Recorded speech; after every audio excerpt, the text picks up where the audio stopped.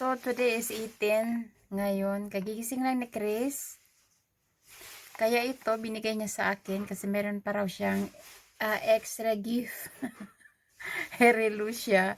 Kasi may relo ako nakaraan na bili. Hindi siya, palaging late yung time.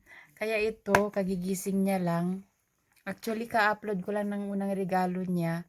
Pero ito ngayon, kagigising niya lang, surprise gift niya raw sa akin. Sabi niya magji-gym na daw ako araw-araw. Kasi nga pag busy ako, medyo tamad talaga mag-gym. Siyempre pagod sa trabaho.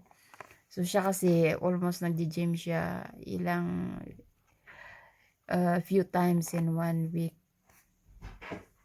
So kaya naman i-unbox ko sa inyo yung gift niya. Sabi ko sa kanya saan niya nabili, hindi niya naman sinasabi. Grabe, may pa-surprise gift. Wala nga akong regalo sa kanya eh. Mayroon pa siyang bulaklak na regalo sa akin guys. Mamaya i-unboxing ko sa inyo. Lagi na lang may regalo ako. Kaya natatawa tuloy ako. So, kagigising niya lang kasi. Kaya buklatin ko kasi, ayan. Actually, pang trabaho lang naman to.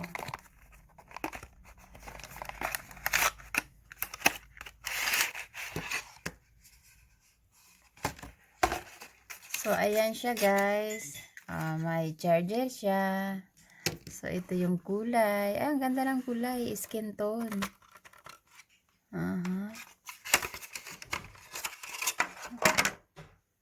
So, ito siya. Pang trabaho. Very good. Pang fitness ko raw. Ayan. Thanks for watching guys. Ito yung bagong regalo ni Chris. Ayan. Oh. Siyempre. I-start natin. Hindi pa siya may start. Ayan. Kailangan i-connect sa telephone. Mayroon siyang code. So, kailangan install ko muna sa telephone. Kasi mayroon ako ganito old. Pero, yung sa akin kasi mura lang yung kabili ko. Hindi ko alam kung magkano. Tinatanong ko nga eh. Thanks for watching. New gift.